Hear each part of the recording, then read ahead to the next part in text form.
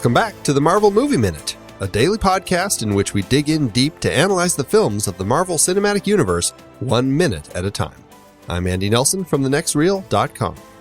Today we are back talking about Jon Favreau's 2008 film Iron Man, and joining me again today, I have Krissy, Lenz, and Nathan Blackwell from the Most Excellent 80s Movie Podcast. Hey guys. Hello. Hey. How's it going? Very good, very good. I am excited to be talking about minute 34 of this film on today's show. The minute starts with Raza's suspicions growing as he continues staring at the bad video feed. And it ends with Yinsen doing some panic typing. Panic typing, man. Ugh.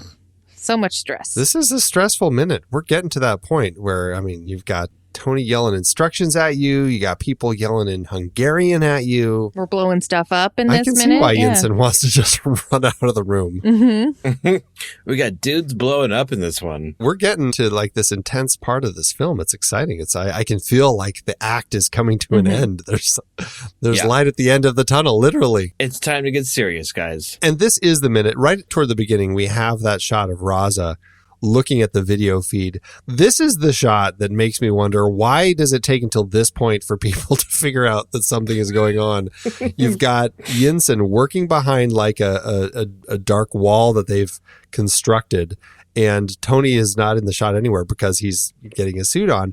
It took you guys this long to realize, hey, maybe we should stop them from doing this. Or just have a guy in the room with them, being like, hey. Yeah, right? Hey, cut that out. Yes. I don't know. Because they've got some guy on a bar stool in the corner. It's on they have managed to rig the door to explode. So when did they do that? No one saw them do that? They're not keeping a careful eye. Well, again, Raza was away from the monitors. When he's away, the troops will play. None of them were watching. It's a terrible group of people. Yeah. They clearly have no sense of structure within their organization. Yeah. That's what happens when you delegate, man. Or it's I also think it's believable that they were just watching them put a bomb on the door, just and not comprehending what they're seeing.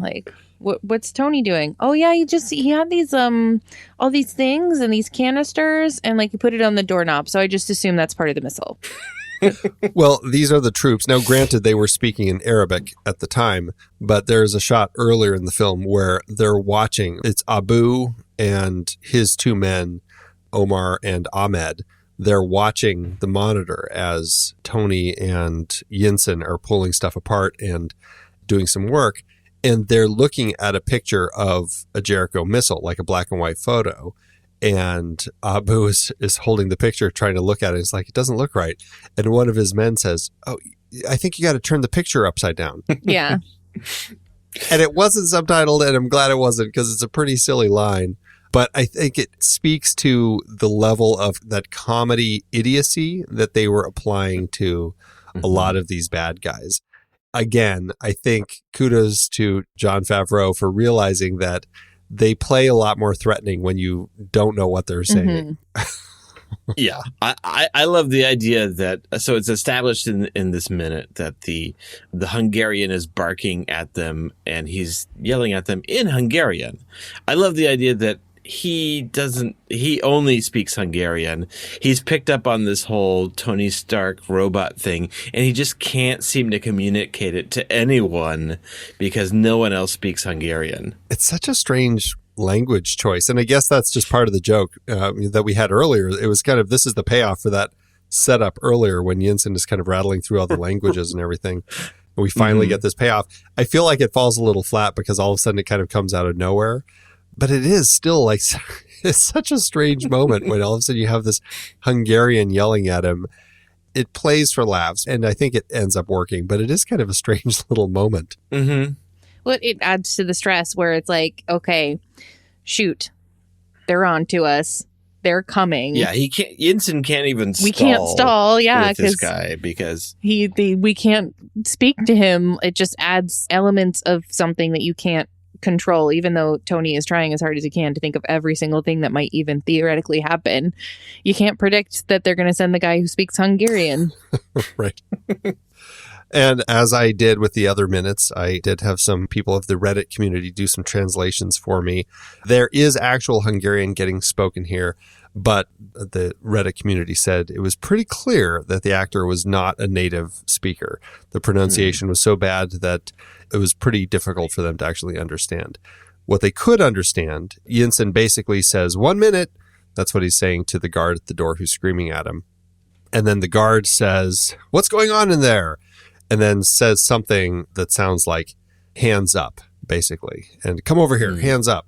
That was basically kind of what the Hungarian is that they're throwing out there. But, I will say kudos to the filmmaking team for actually throwing in a lot of these languages, even if they do a rough job with some of it. And, kudos also to the actors for trying. Mm-hmm. But it is funny asking all these people on Reddit about these translations, and almost every single time they complain about Hollywood always botching their languages. Why can't they ever get it right? A classic tradition. Right. It's a Hollywoodism. They just gotta butcher it at some point, right? Maybe it's a character choice. Maybe that guy actually isn't Hungarian. He just wanted to throw it at him. Let's see what he does with this. He took someone else's place on the roster. Yes, I'm the Hungarian. And he's been struggling ever since. It does sound like a name you'd give yourself if you're wanting to be an extra bad terrorist. I am the Hungarian. Right. Try and prove I'm not. And everyone just made an assumption. None of you can tell. Right. Yeah, he's totally just like an FBI narc. He's just, I'm deep undercover. I am Hungarian. He doesn't speak any of the languages, and so he just makes up Hungarian. Just whatever he can throw out. Yeah. This is just a nice moment of kind of this constantly building tension as we have Tony trying to talk to Yinsen about this scene, and it ends up playing really nicely because there's this intensity of the scene, but I really like the way that Robert Downey Jr. plays Tony, because you can tell that he is really working to be kind of that calm under pressure guy. Mm-hmm. And I really like that because Yinsen is really starting to freak out. Mm-hmm. Yeah. He's sweating. He's freaking out. And Tony's trying to be like the rock in the situation. Especially when the explosion happens, Yinsen is like, oh, I guess that worked. Is that what he says? Like, oh, that worked. And then Tony's like, yeah, it worked. We're good. Kind of in the calmer. Yeah, he's like, oh my goodness, it worked all right. Yeah, trying to keep it steady. And then Tony's reply is, that's what I do. Yeah, exactly. Of course it worked. This is all going to work. We're going to be just fine. Sean Taube, who plays Yinsen, I mean, he carries it so well. I mean, from the earlier moments we have when he's like almost getting the hot coal put into his mouth, mm-hmm. to the conversation he has with Tony about family. And then this just kind of the stressful moment that he's doing here. I just love the way he's adjusting his glasses and he's trying to type and figure out what he needs to do to make all this stuff work. It works really nicely mm-hmm. for the scene, having him kind of carrying some of the stress and the intensity that the scene is carrying. Yeah, absolutely. We mentioned we have this reveal of this bomb that Tony built. You know what's interesting in the script? There's another thing that is revealed that Tony is building. In the script, it says, Tony puts the finishing touches on a strange box housing a laser pointer, fan, and tinsel. He tapes the box shut, peeks through a tiny hole in its side. Tony's POV into the box. It looks like the furnace flames in the dark. And then it cuts to Roz's control room. The guards are bored and tired milling about, close on the surveillance monitor, which shows the furnace glowing in the dark. There's a brief shift in the image, and we cut to the lab, and we see this strange box Tony's working on being affixed over the surveillance camera. It's such a movie trope of putting something over the camera mm-hmm. to disguise it. But I almost believe that it would work better than the guards just not paying attention to the fact that Tony's doing some really crazy stuff right in front of them. Yeah, it was probably just too many moving parts, for the movie. And this is much more primal. This is much more stressful. But I do believe that Tony would have thought of the cameras, like for more than just like, we're going to turn our back to them. You know, like I buy that he would have set something up like that. And then we would have gotten that moment like from Speed where the lady drops her purse, where it just like it shifts a little bit. And then it's like, oh, wait a minute, something's afoot. I think it could have played out. I mean, obviously I like it the way it is, but I think it could have played out that way too. Then it would have seemed like he really thought of everything. Yeah. It could have worked, but I mean, we are hitting that point where it's like, come on, let's just move us along. We want to just get to the point where Tony's finally out of this cave. It's interesting, though, because this is a point where in the script, after they do this and they get it working and everything, it hits this point where Tony says, we're ready, a week of assembly and we're a go. So at this point in the script, they're still a week away from really being ready. And this is the scene that leads into that backgammon game that they have when they're interrupted by Abu, when Raza comes in and kills him and says, you have till tomorrow. So that's where that scene would have played if they had actually used it that way. I feel like every decision they made about the editing and the structure works a lot better in the finished film. Yeah. What do you guys think? Definitely. Yeah, it's cut in the way of just adding to the pressure, adding to the energy, and just realizing we don't need all this information, that we just want to kind of get to the action, and we want to see Tony finally fight back. I even think getting a sense of how long it's been is not that important, because you kind of imagine that maybe Tony and Yinsen don't have a sense of how long it's been. You know, like they're losing track of it a little bit. I think that's probably true. We never see them marking on the wall or anything, which is another kind of standard trope of tracking time. I kind of miss that because I'm always curious, you know, has this been a week? How long has this been? And it's only because I've actually been looking at the script and stuff where, you know, they say it's been months. And I think it's at one point they talk about it being about 3 months. So I always assumed it was a much shorter period of time. I know initially it was a short period of time because Tony had to do something to stop the shrapnel from entering his heart. I think initially he only had like a week to live until he built the RT device in his chest that actually kept all that working the way that it was supposed to. And now because of that, he's able to kind of live a much longer, obviously 3 months.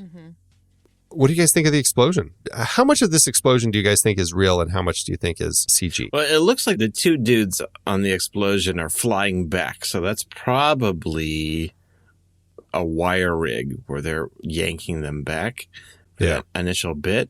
Yeah, I don't know. It seems like it's hard to say. There's definitely some digital camera shake in there. It's a little tricky to tell. I think they do it really nicely, though. You know, they've got... I feel like there's probably some element of fire there. I mean, just, I don't know. It's so hard to tell these days. I was hoping you'd be able to tell with your keen eye for digital fire and everything.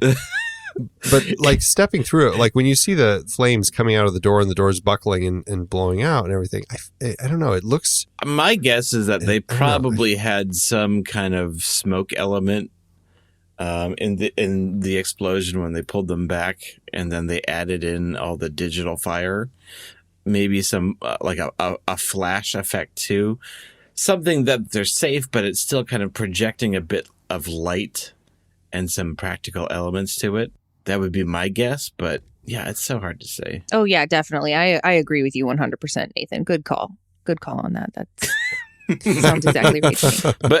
But yeah, it doesn't look like any of the stuff around them is really moving like that. There's a wood plank that's set up, and it doesn't seem like it's really getting knocked about by any kind of force. There's sandbags, there's some barrels. Yeah. There's a bunch of stuff lining the hallway there that you think would react a little bit.